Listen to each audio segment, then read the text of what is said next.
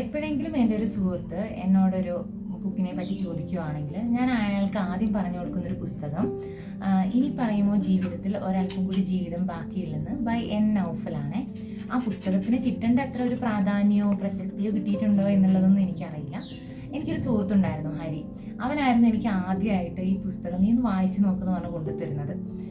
അപ്പം അത്ര വലിയ രീതിയിൽ ഞാൻ അതിനെ പരിഗണിച്ചില്ലായിരുന്നെങ്കിലും പിന്നീട് ആ പുസ്തകത്തിൻ്റെ ഒരു കോപ്പി ഞാൻ എപ്പോഴും എൻ്റെ കയ്യിൽ സൂക്ഷിക്കാറുണ്ട്.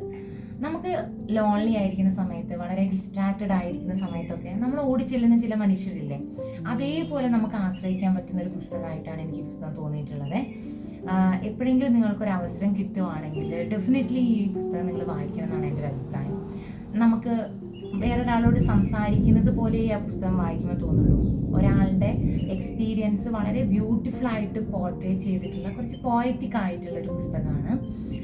അവസരം കിട്ടുമ്പോൾ എല്ലാവരും ഈ പുസ്തകം ഒന്ന് വായിക്കാം എന്ന്